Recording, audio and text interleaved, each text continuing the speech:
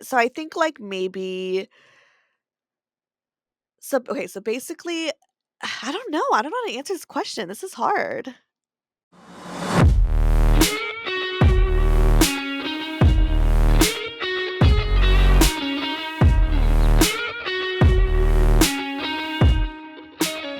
Welcome back, everybody, to Pleasure Science, a podcast that makes sexual liberation your new normal by changing the way you love and feel loved. Today, we have a very, very special episode. I have never done an episode like this before. We're going to be talking to Stefanie Megan, host and creator of the Broke Girl Therapy podcast, and we're going to be doing a live sex coaching episode. Welcome, Stefanie. I'm so excited you're here. Hi, I'm so excited to be here. And you always make me cry, so I got my tissues ready, and I'm ready to let it all out. Oh, I'm so Perfect time for excited. therapy. I know. I like you're broke girl therapy for a reason. Like you kill it. Yeah. But in the healing department, like you're doing great at healing. That's what Yeah. it's like a weird thing to But say. you're really suffering over there. Way to struggle. Yeah, well, a little bit of that too, so, yeah. Well, we always start off every episode the same. And so before we dive into what's going on in your life and how we can improve things, what is your definition of sex? My definition of sex, I actually never really, like, thought of it, 'cause, if you asked me when I was, like, 16, it'd be like, "A penis goes into a vagina," and that it makes it, like, sex, But now, obviously, as a grown 34-year-old woman who's experienced sex and a lot of things in life, I think it's definitely, like it's a form of intimacy, and it doesn't necessarily have to be a penis and a hole, but it's something that is a form of intimacy. Damn, I'm not good at the definitions here. You A know form what? of I love intimacy. this question because no one asks it. It's why we Yeah, always start. So it's like, and you're right, sex is a form of intimacy. And what I'm also hearing is it's expansive, right? Like yeah. it's so much more than the P and the V, which is what we always think. So you didn't answer wrong. You answered Okay, perfect. cool. Because you're helping as you think, everybody else thinks too. Like I Yeah. think that's why people like podcasts, right? Like we get to really just experience, explore. And speaking of experiencing and exploring, Mm. so a little backstory on me and Steph. Fun fact, we actually know friends from like way, way back in the day, which we didn't even know. Yes. We have mutual friends dating back to high school, like Mhm. 15, almost 20 years ago. But Steph and I met because she has this great podcast, Broke Girl Therapy, and I have been on it. And in one of the most recent episodes of Broke Girl Therapy, I was a guest and we started talking about your life, everything going on with your wonderful boyfriend, Brian. And it kind of turned into a sex coaching session. We talked about your libido and mismatched libido in relationships because that's super Yeah. common, something you guys experience. And so I had the idea with this season of Pleasure Science, I'm a sex coach and I always get asked, like, what is that? And how does it work?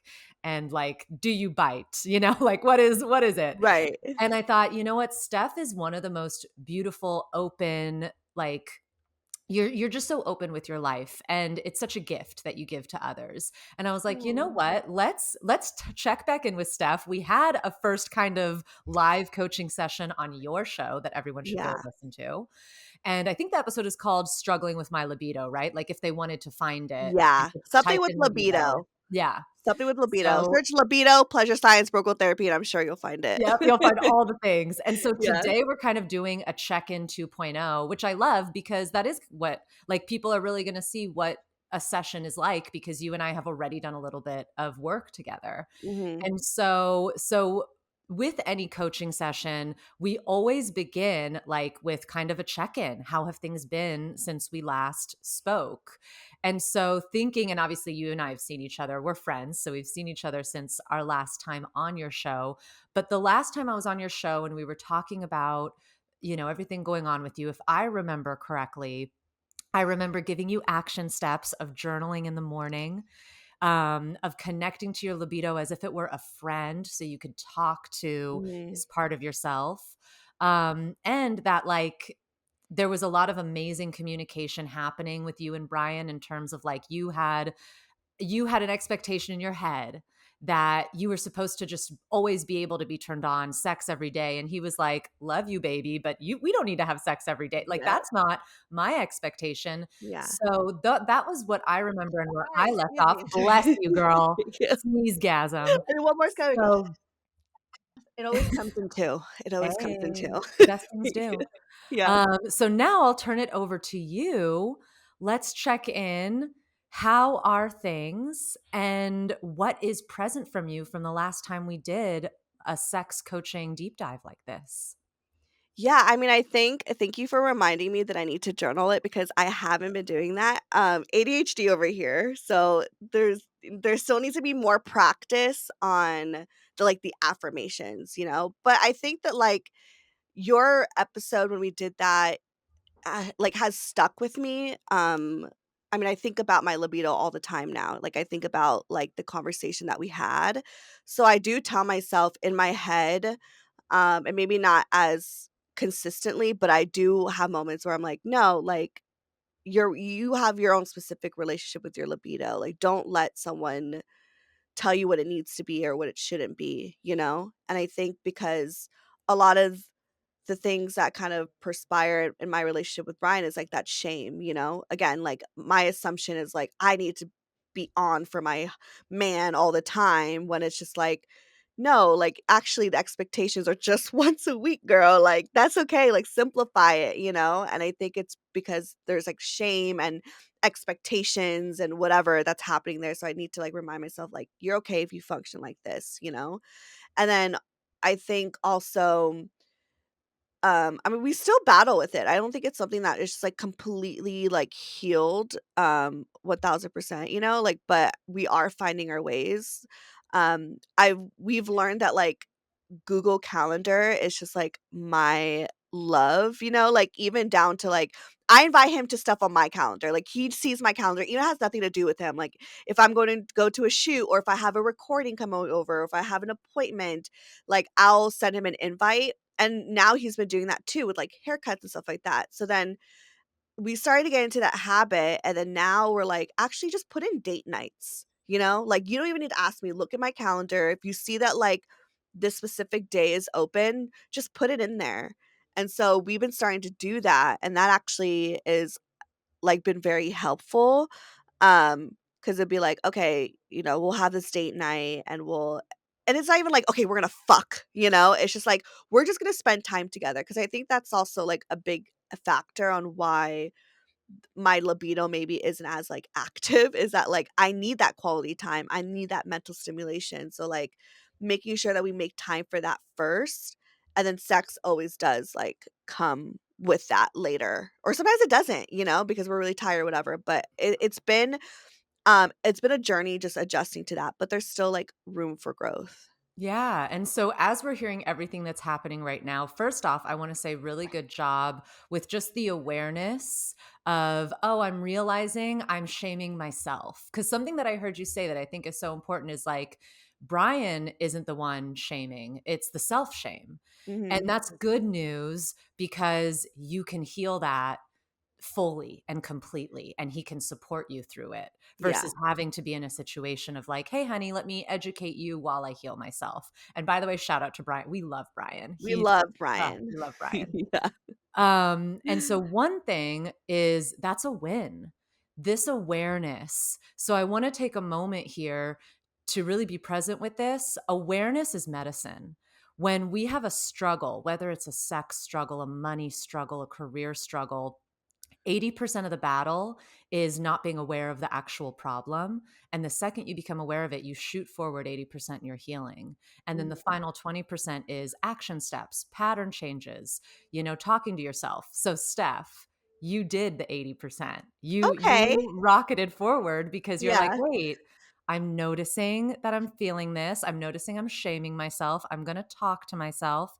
And now the next question I have as we're kind of digging into continuing to heal the mismatched libido because it's very healable.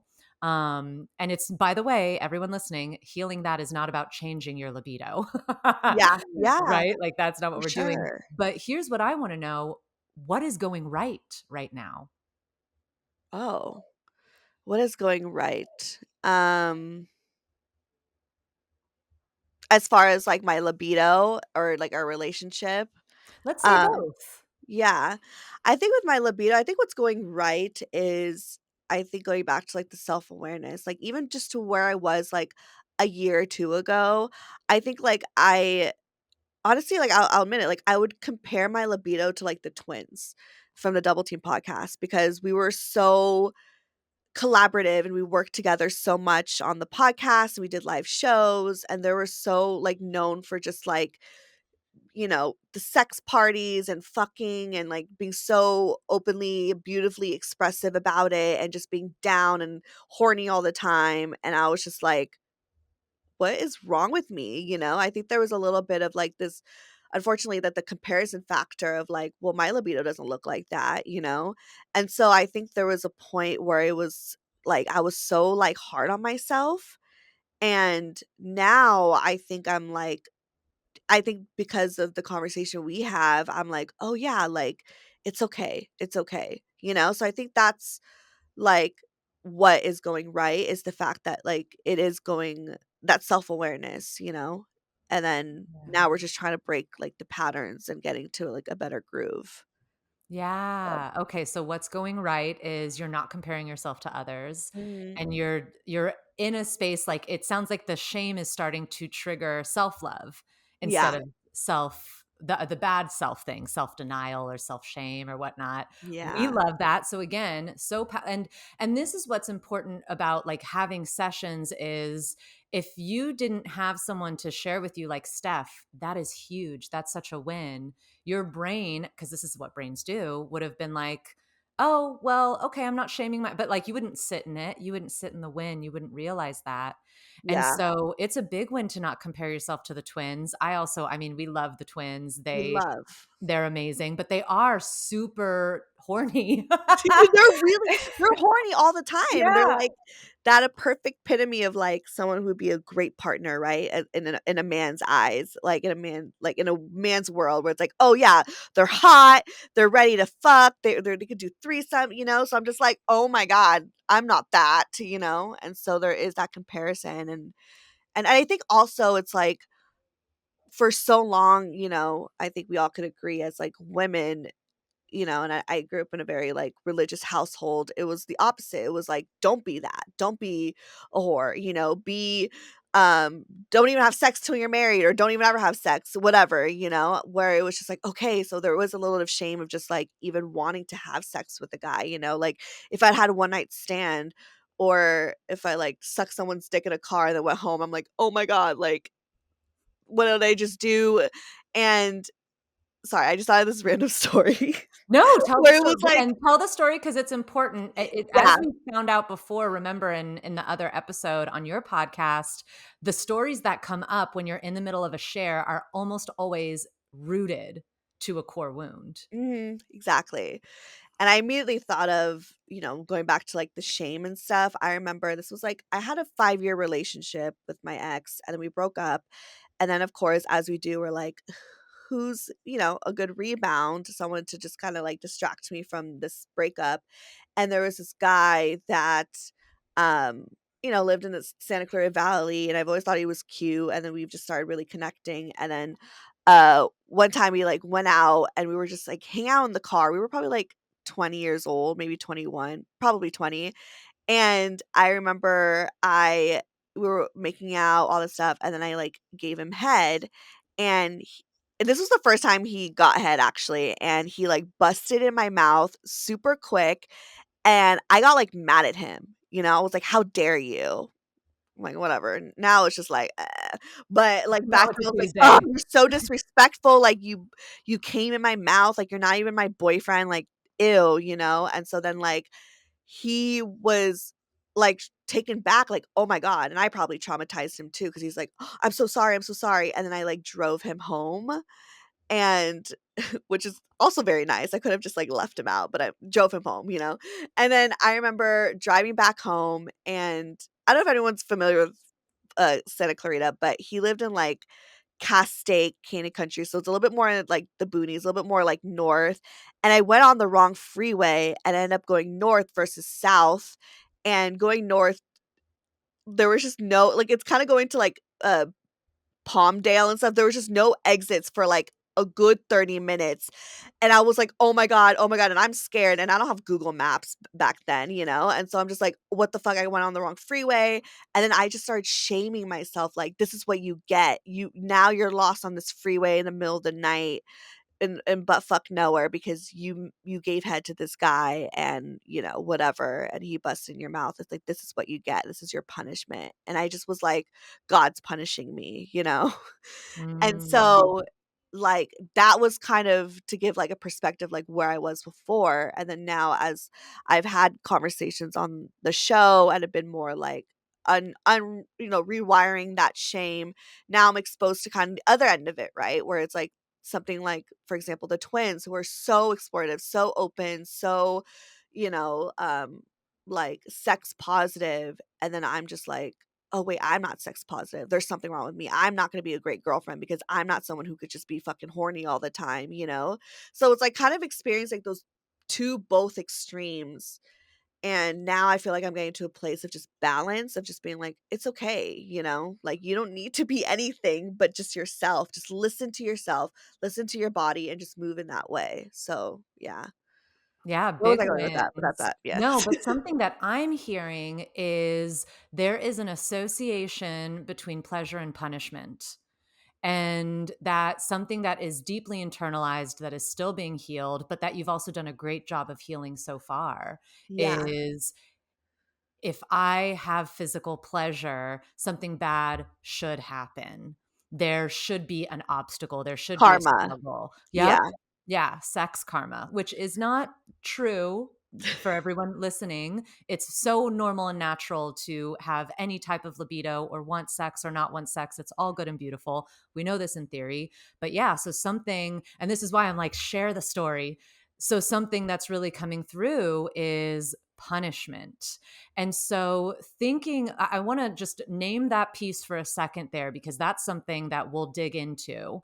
And then I want to ask you, so we talked a little bit about what's going right now in your love life and sex life. And what's going right is awareness of shame and Mhm. self-love, the date nights, the like understanding that you two are going to build intimacy. And for anyone also who doesn't know, how long have you been with Brian?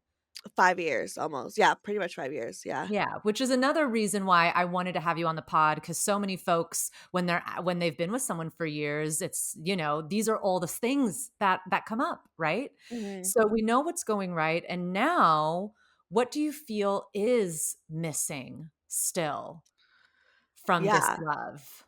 Or not this, I mean, I actually don't like the way I asked that question, but I would say what's missing that could be improved because your guys' love is so beautiful, it inspires me every day. Yeah. Aw. I mean, I still think it's just I mean, for instance, like, over the weekend, he was like, "Can we have sex soon?" And then I'm like, "Yeah, yeah, yeah," but I get still so tunnel vision, of like, "Okay, I have to do work. I have to do this. I have to do that. I have to do this." And then, like, my libido and sometimes the intimacy in the relationship does still get put in the back burner? And so I think right now it's just like it's it's still, like, in progress, and I still feel, I need to do better, like, I'm holding myself And so accountable in talk that, me you through know? that with so what happened this weekend with your focusing on the work and like just how was that experience in your brain, in your body? Like what was happening there? Yeah, I mean, a lot of it is so I just got back from the Bahamas, and it was a great trip.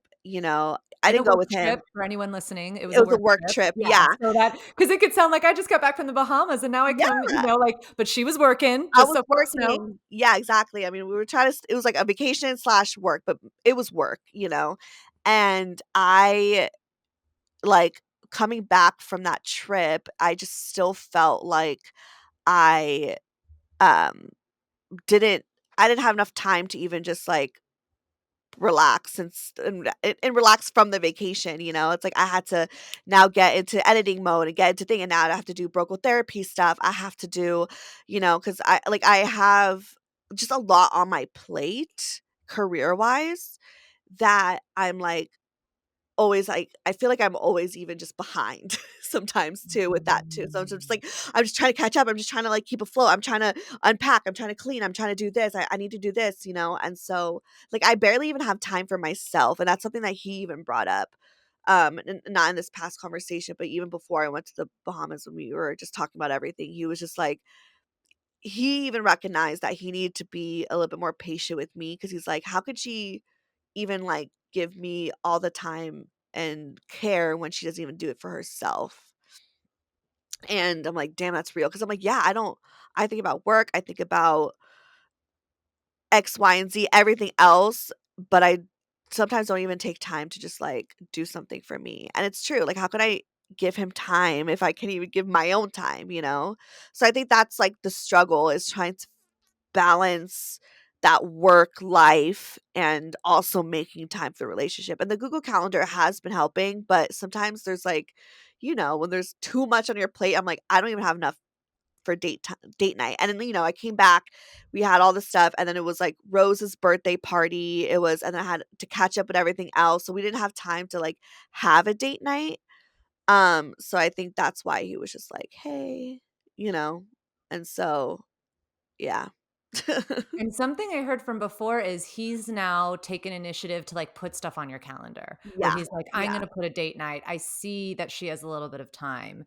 Is that, like, something he's starting to consistently do? Like, it's a new pattern that, like, we can kind of build on? Yeah. I mean, he's done it, but I think, like, maybe he needs on his end, need to, like, step it up and just putting it in the calendar, you know? Yeah. But and that's something that he needs to probably get better at, but I try to do that too, I try to be like, "Okay," like, stick it in there and stuff, but yeah, it's just I think he even tried to do it for, like, on Halloween, but I had to work on Halloween, I was out, you know? And so there just hasn't been time, but yeah, he needs to step it up and just put it on the next, there's some time in November. He could put it in there. Well, and something that I think will be really positive here and why I love starting when we're dealing with couples with like what's working is that when we're healing mismatched libido, a big part of it is actually healing lifestyle, right? It's not like, oh, let me figure out how to like hack my libido and just change my body chemistry. No, let's figure out how to change the lifestyle in a holistic Yeah. way. So that way we have Mhm. more space, time, and energy for sleep, rest, and fucking, right? For And sure. so, and I work with so many high achieving couples, so I see this problem all the time. All the time, yeah. So, if we already know that this Google Calendar is working and that he feels safe, comfortable, and fine to just like drop something on your calendar, and even the way your face kind of lit up as he did it, it almost felt like to me, tell me if I'm intuiting this correctly, that it almost is like a pleasant surprise to see that he's done that. Oh, Like it it was, like, makes you hot. To feel, me, I was like, yeah. "Thank you." Like, to me, I was like, "Why is that weirdly a love language?" I'm like, "Damn, like, just scheduled something without asking me in my Google Thanks, Calendar," you know? Like, Daddy. that's so Yeah. romantic. Like, I was like I remember, like, yeah, when he told me he did that, I was like, "Oh, that's so sweet," you know? Like, it's Yes. weird, but it No, was so first action step is let's encourage him and be like, and maybe you have said it in this way, mm, but I would love for you to say it in like, "It is so fucking hot when you do that." yeah, Like, yeah, maybe I'll have to reschedule it here and there, but, like, keep doing that, like, that is so hot, for you know? sure, yeah. And like really do that positive encouragement. And the other thing when we're dealing with like high achieving couples, because I know you work, you're a bad bitch, and he also works, he's a bad bitch, Yeah, you know, yeah, like we're yeah, both bad yeah, bitches. exactly. What are things that can be potentially delegated? Like something that I was hearing, you get back from this trip, I have to unpack, I have to do this. I know for me as a high achieving person, I lean on family or a lover to help with household things because as a high achiever, that is what falls through the wayside, through the cracks. Yeah, And so yeah. for you as someone who's also a high achiever, would it be like in the future, would it be something, and I know because Brian does, like there's a lot of couples out there where I'm like the man needs to step it up, but I do as someone who Oh, speaks he to cleans up relationships, after me, he makes my life he's so so much great. No, know. here. I've come over and he's, like, cooking you dinner, and you're like, "I Yeah, didn't ask," and I'm like, "Bless." But yeah, he's so thinking great at too, that. like, is because he's an acts of service, love language person, clearly. Is there other delegatable things? Like, could he have unpacked the clothing, or is there something else there for you? 'Cause the Yeah, way that you can support yourself is asking for help. This is the thing that women don't do. This is a thing that high achieving women especially don't do. So yeah. was there something there too? We already have the action step of like, babe, I'm going to tell you how fucking hot it is about the calendar. Are there other delegatable items? I mean, I feel like as far as, like, yeah, like, cleaning up a like, he's so spot on with that. If anything, like, sometimes I'm like, "Oh my god," like, he's beyond. So I feel like as far as, like, chores around the house and stuff like that, there like, I have no notes. Like, he's like, it's just, Bless. like, Chore play, he's got it on I'm lock. We love yeah, I it. was like and it would be too much for him to unpack for me. Like, I would just be like, "No, please." Like, he But why? does Wait, so wait, much. wait. But why? Um, but he does so much for me. It's like I just feel like it wouldn't be fair, you know? Do you when I think tell you this he man would feel cleans up that?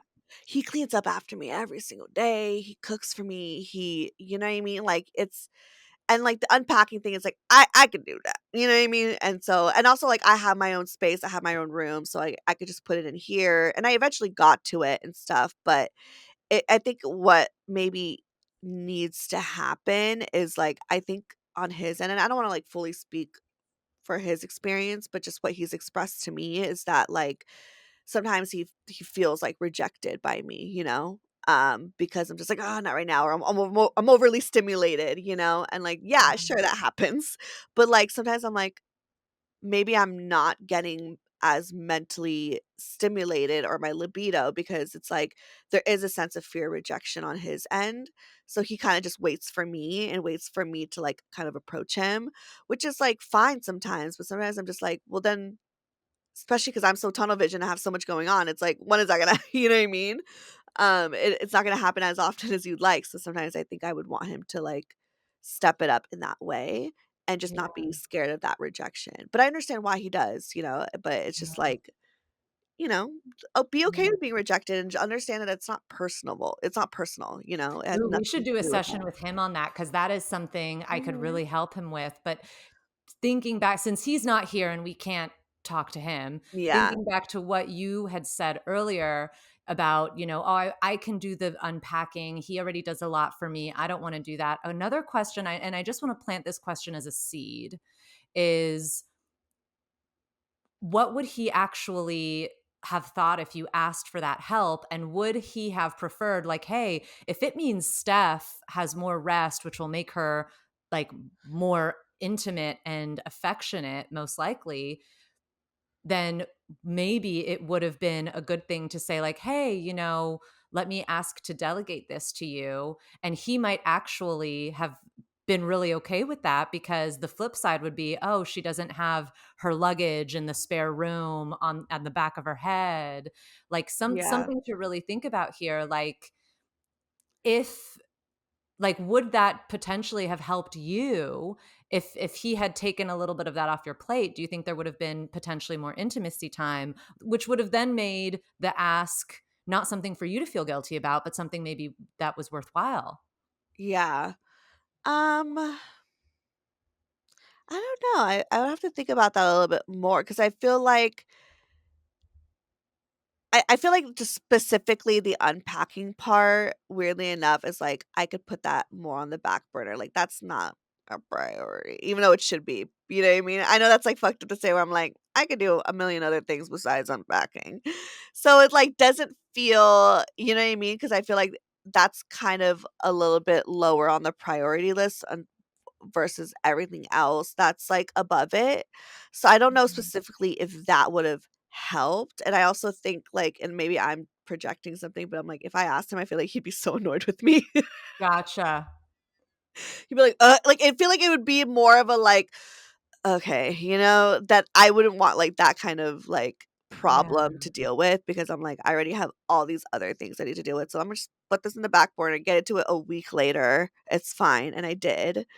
And, but it's like, it's yeah, it's just I think as far as, like, making my life easier, he already does that, you know?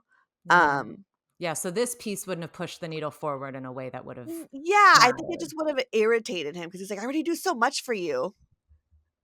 You know? But it's like, you can't just do this one thing, and it's true. Like, it's really true, Well, Nadège. you Like, can, you did do the one thing, you did it a week later, it's okay. I did it, yeah, I did it later, but it's like, if I, like, came back home and was like, "Can you do this?" He'd be like, because he's already doing everything else for me that I would feel like Yeah, it wouldn't be like a it good wouldn't have been balance, you know? expansive. Yeah, totally, It would just make totally. more of a problem, I think, than fixing it in that case. Yeah, But I yeah, think I think it's more so just the rejection. I think he could have just still tried to even, like, squeeze in, like, an hour or 2 of a date night. It doesn't need to be a whole night, just, like, let's have this an hour or 2 time frame or something to just, like, sit with each other, yeah, I think it's just, like, making use of even the little moments of when we are really busy, and I think I need yeah. to even do that too, but I think Well, and that on his was end, oh, no, yeah. go on, what was what you were gonna say?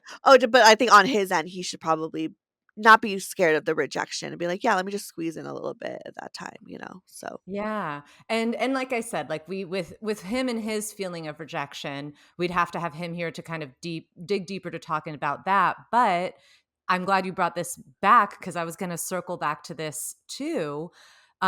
You also mentioned, and you're totally right, like, "Hey, I can also initiate, or I can also, heal some of this rejection," and it's so common, a lot of men in long-term relationships, they do start to feel those shadows of rejection because they just keep hearing no all the time, and Mhm. they don't know how to get a yes. And all the men who are listening, I give me 1 hour of your life and I will change that pattern.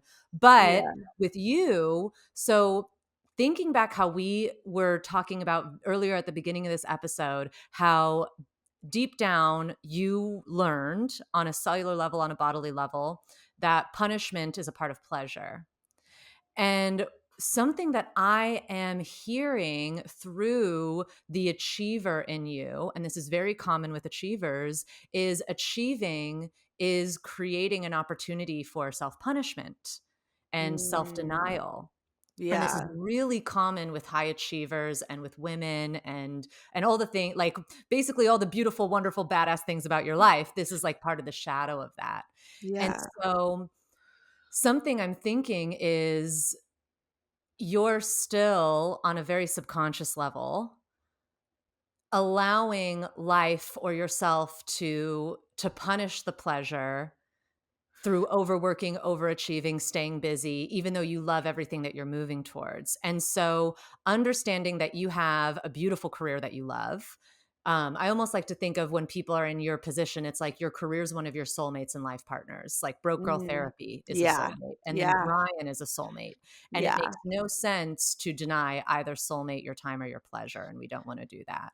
Yeah. But we want to make sure that the Brian soulmate is getting a little TLC.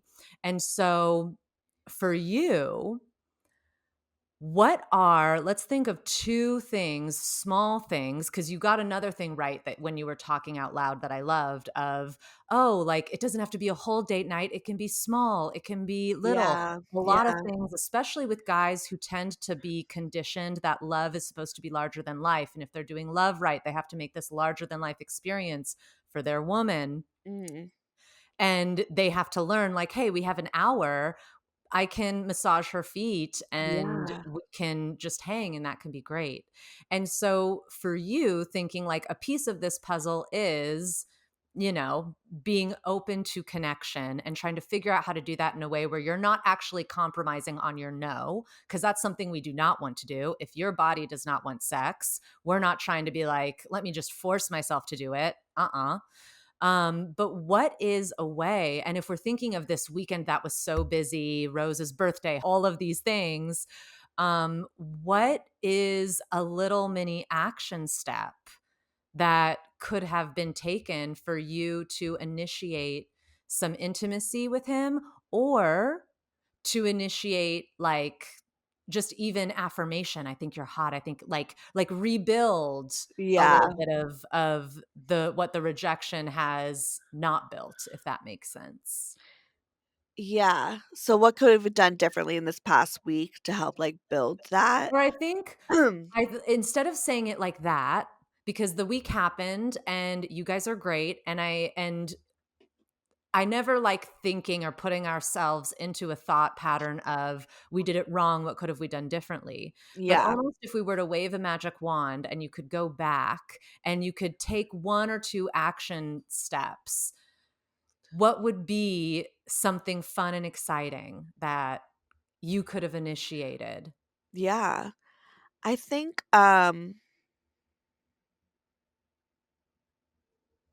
I think I should have just okay, well, I will say we did have sex when I did come back. It was, like, the next morning, I was, like I had, like, a sex dream and I woke up so horny, which is, like Yay.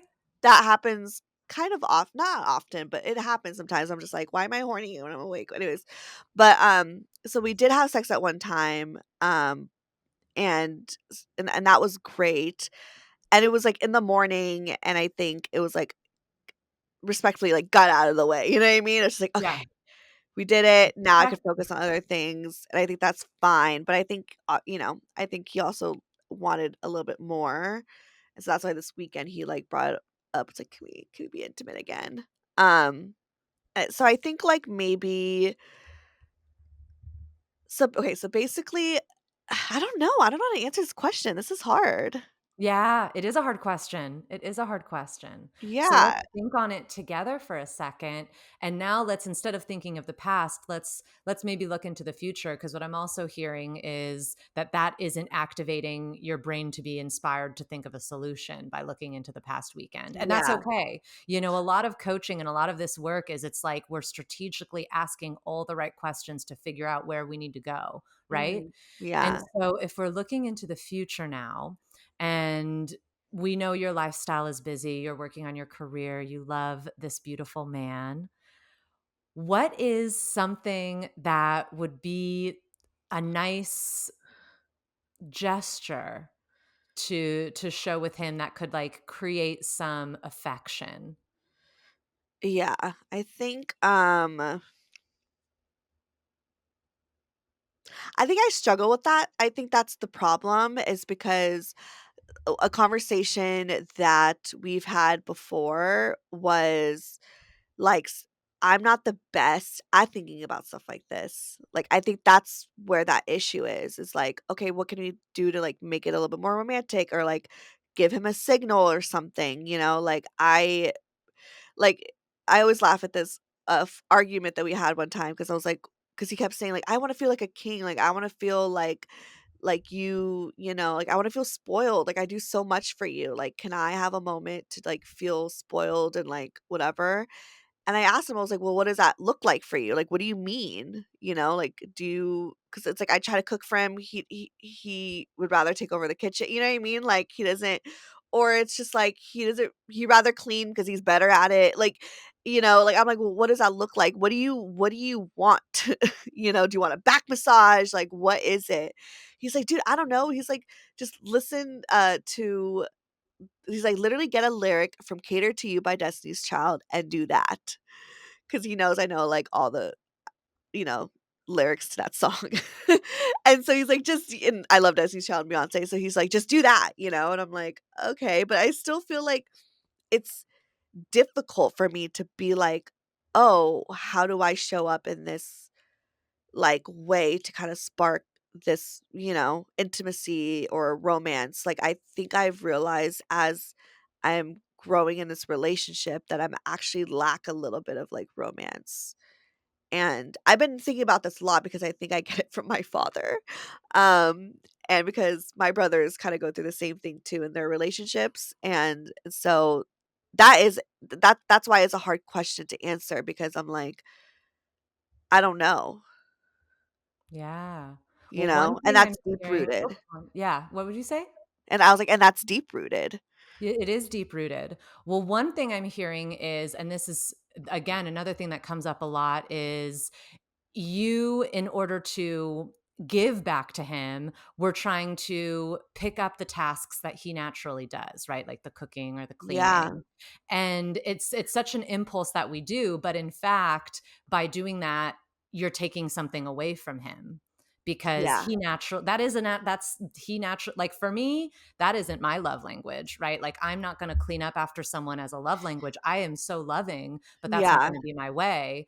And so what we need to figure out is like it was a good impulse to be like, "Oh, I want to give back to him. Let me do these things."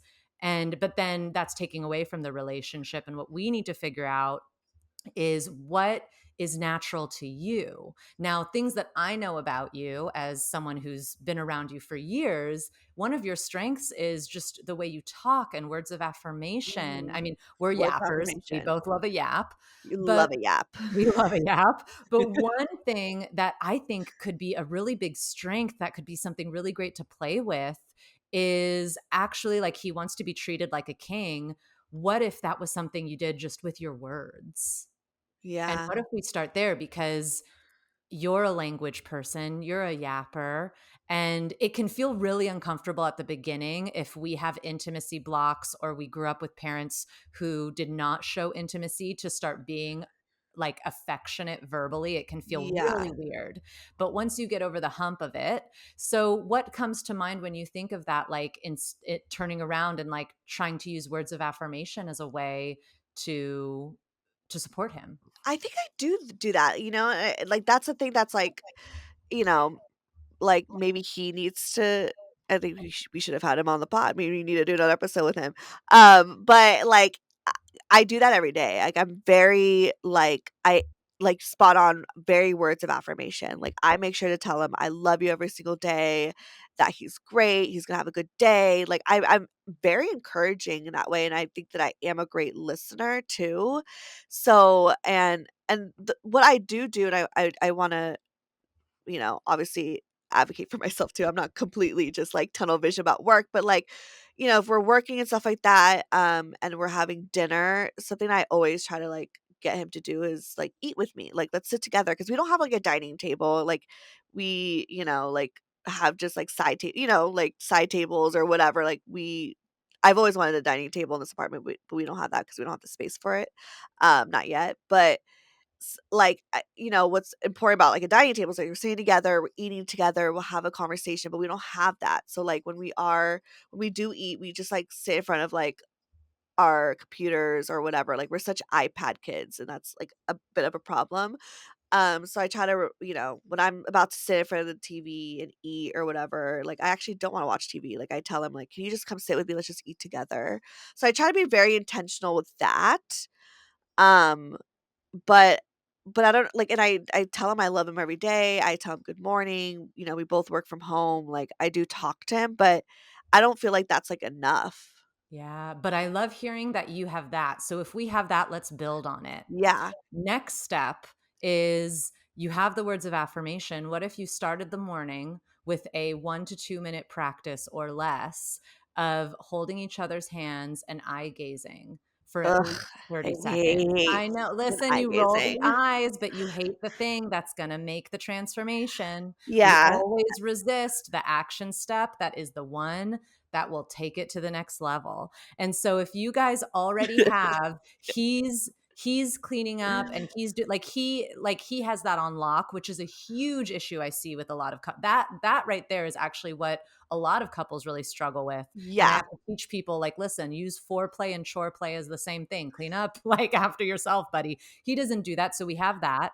And then yeah. you are affectionate with your words, which is another thing I often see with high achievers where that might be missing, right? Because they're Mhm. so laser focused. So if you two have these two foundational things, which is great, we need to start doing tantric touch. We need to elevate up to the next level, and you two are ready for it. And that is going to be the next step. And if we want to have this be something that creates long term growth and shifts in a good way, it is something that is a committed pattern and routine to enforce. And so for you now what I want to do is go back to excitement. So when we're Yeah. thinking of sex coaching, using pleasure as a way to heal, and especially like it's pleasure is going to heal you so much because of this internalized karmic like punishment, all that stuff. So this is going to be rewiring that at the same time. So when we're using pleasure, we need to use excitement as a compass. So if Yeah. we're thinking of the next thing you and Brian can do to deepen connection, that and your lifestyles can stay just as busy. Like Yeah. imagine if you did a little tantric moment before going to Rose's birthday, right? Where you're at this big party with all these people and things.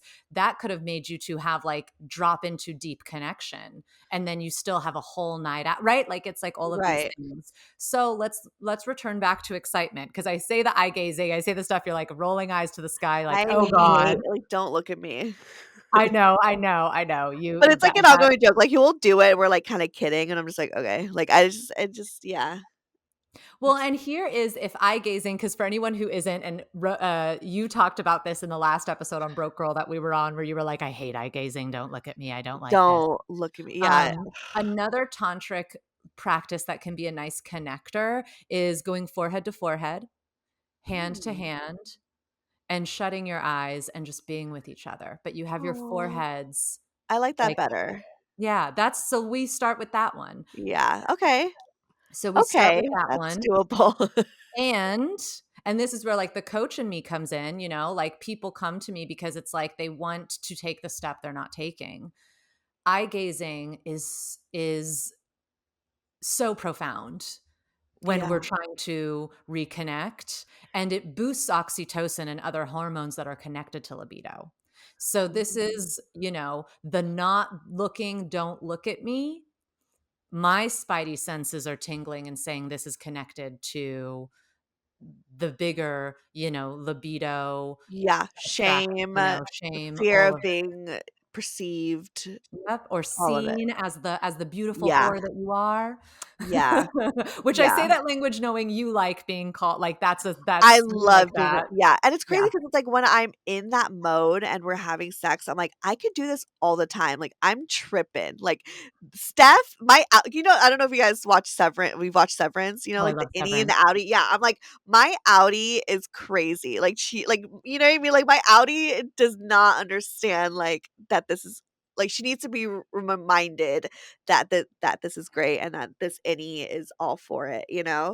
'Cause it's like, yeah, when I'm in it, like, I'm loving it, it's the best, I'm like, "I could fuck every time, every day, all the time, this feels great," and then, like, as soon as, like, oh, I'm like, I do switch, it's like any outie, Yeah. it's like, "Oh." Totally. And anyone who hasn't watched Severance, to get this metaphor to paint that picture, this is a TV show where the main characters undergo a brain surgery that makes them have a personality at work and a personality outside of work. And both of these personalities have no way of meeting each other. Mm, So it's mhm. literally like your innie is one person and your outie is another. And a Yeah. lot of people have related to this metaphor, just like you said, of hey, my innie loves fucking, and then my outie She's is a like whore, not. yeah. Yeah. Yeah. And so as we close up this episode, I want us to now really focus on the action steps and everything we gained from talking through all of this stuff, and also thinking of that tantric.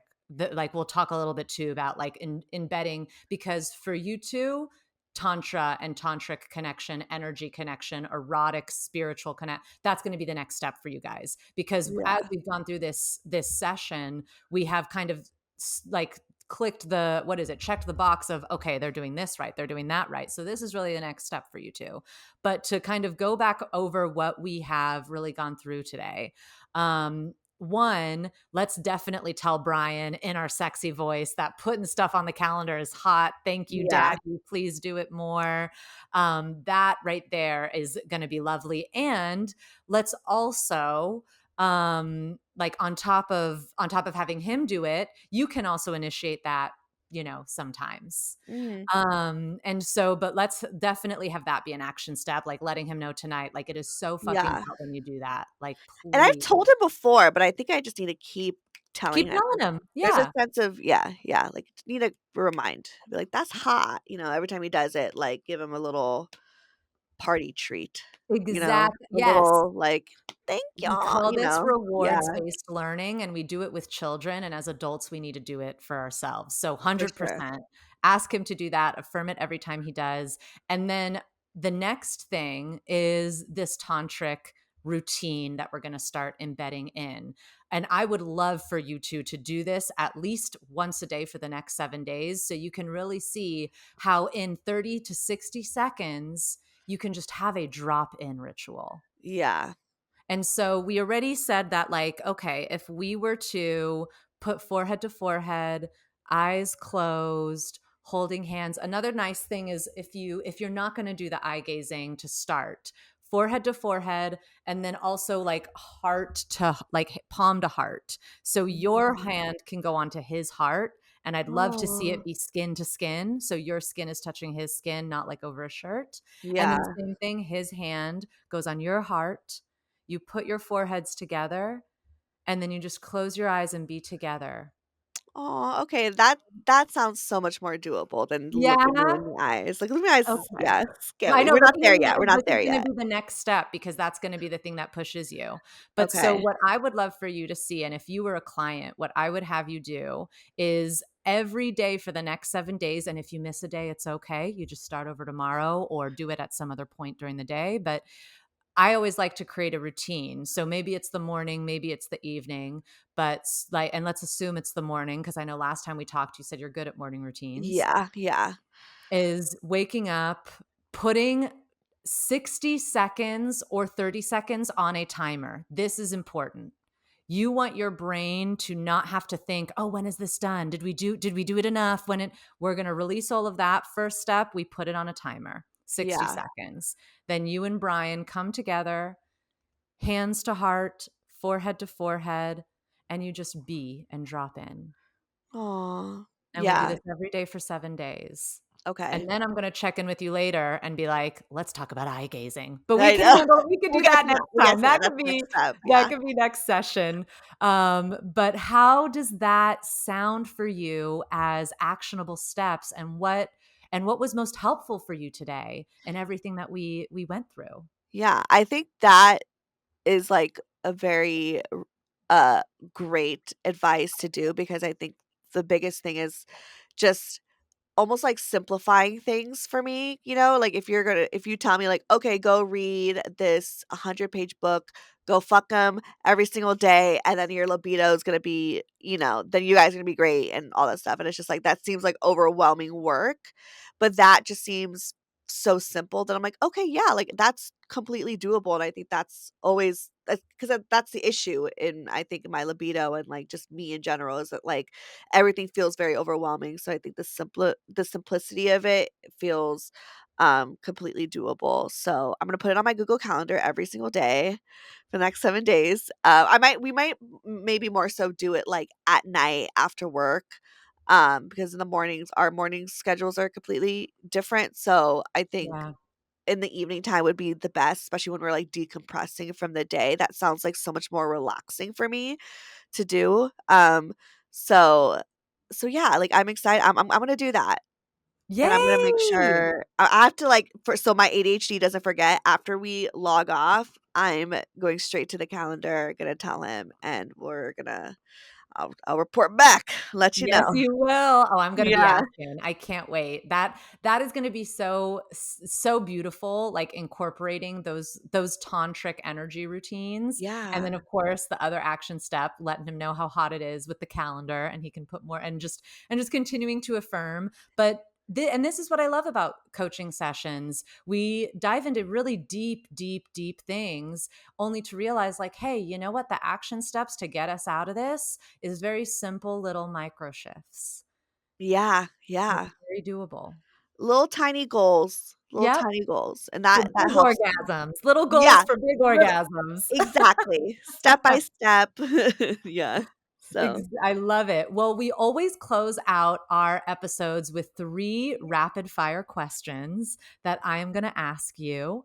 So are you ready, Steph of Broke Girl Therapy, bombshell bad bitch, for your oh, rapid sh fire questions? I was Tasha Moore at Rose's Island Rose I Love Island party, sorry. When you said bombshell, I That's what I thought was of, thinking of. I was thinking of roses. By the way, everyone, yeah. I don't watch Love Island, but I was Ugh, I was dubbed a bombshell by Rose McAleese, and I was a cross and more a bombshell, so but anyways, yeah. bless, bless. Okay, well, But, yeah, here I'm ready. are your rapid fire questions, and feel free to answer them in a word or a sentence, but I love like just whatever comes first, Okay, no right or okay. wrong answer.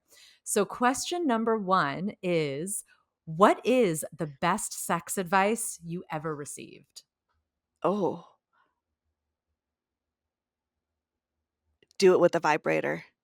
Hey, I love that one. Yeah, do it with a Now vibrator. yeah, do with a vibrator. It's What helped a is lot in a lot of oh, ways. oh, wait, what'd you say? It's helped a lot in a lot of ways. Yep. Oh, Yeah. absolutely. What now is the worst sex advice you ever received? The worst sex advice. I mean, the first one coming to mind is, like, wait till you're married, but is that cliche? Again, the I don't think trauma. that's I've never actually heard that one on the pod yet, Okay. and unless someone that like, for some folks, I just wanna say it can be the totally right choice for you, That's but true, yes. Yeah, if it is not, like, that advice, you're right, it is not good overarching advice for all humans. exactly. Yeah, it didn't work for me, Yeah, okay? same, same. So, yeah. But again, if that is you and you are listening, bless you and I love you and you are welcome here Mm, too at the Pleasure Science again, no community. shame. You could do whatever you want, and that's the whole point is that there's no shame Exactly. in how you wanna, navigate your sex life. Oh, love it. And then our final rapid fire question. What do you hope will change about the way the world views sex in the years to come? I mean, the obvious answer to why we do what we do, right? It's just, like, normalizing it, like, it's not weird at all.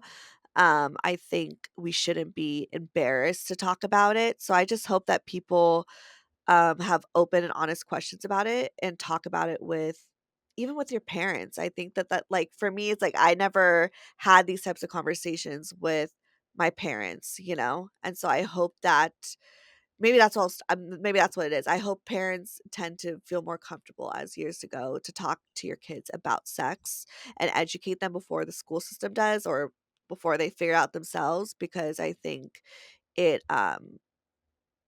it will it would have avoided a lot of situations I think that I shouldn't have gone through, as far as like Yeah. essay, consent, stuff like that, like decision making and navigating through it. I think if I had someone to guide me through in the beginning, then I would have felt better. Yeah, absolutely. And so, well, Steph, thank you so much for being here with us today. It is such a joy. And tell everybody, where can they find you? Where can they listen to Broke Girl Therapy? Because I know they're going to want more now that they've gotten a taste. Oh my god. Well, I know it's always so weird to be on another podcast and have to plug myself because I do it in a cadence, like I do it in a specific way. But you guys could find me on a Brocal Therapy. Oh god, this is weird. I'm overthinking now. Or you Brocal Therapy on Instagram, Brocal Therapy on TikTok, everything. Or you could go to brocaltherapy.com. All that shit is there. Love it. And you get into like the coolest topics on the pod. So We if talk people about it like all. learning about relationships, sex, and also like real life stories, head Yeah. over to Broke Girl Therapy and you'll have a good time. Yay. Thank you for having me. Oh my gosh, of course. That is it for this week's episode of Pleasure Science. Please join us next week when I will be breaking down how the word old became a slur and how you can claim your sexual power no matter what age you are. And in the meantime, please come and say hi to me on Instagram or TikTok at Pleasure Science. I love hearing from all of you guys. So please leave a comment and say hello. And speaking of comments, if you're watching this on YouTube, please say hi in the comments here as well. I read each and every one, and I love the community we are building over here on YouTube. And if you're listening somewhere else, come and say hi on YouTube still. Like it's a beautiful, fun place to be. And if this episode made your heart or your hips move, subscribe and leave a review so we can give you more of what you love. Now, as a listener of this podcast, you get a special gift just for listening. So, you heard on this episode today with Steph how we kind of gave you a taste of the magic of sex coaching.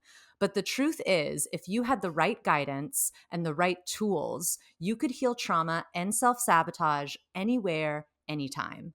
And so that is why I created a guided video journey called Healing Trauma and Self Sabotage, where I give you the tools I use with all of my clients, and I give you the exact roadmap you need to start healing tonight. And when you join today, you get lifetime access, which means no matter what life throws your way, you can always come back to me and learn how to heal trauma and self sabotage. So, listeners of this podcast get 10% off by using the code PleasureSciencePod. Go to the link in our show notes or go to pleasurescience.com to start streaming Healing Trauma and Self Sabotage now. And thank you all again for joining us this week. Before you go, I want everybody listening to think of one thing that they have been craving to do, a big or small pleasure that you have been putting off. And I dare you to go experience this pleasure in the next 24 hours. Farewell for now and see you next week. This podcast is a Pleasure Science production, hosted by me, Nadège, your resident sex scholar. The Pleasure Science podcast is produced by Laura Moore and edited by Camille Furman-Collot. Our music is by Octasound and is licensed under the Pixabay Content License. To find out more about pleasure science and to sign up for our online courses, please visit www.pleasurescience.com.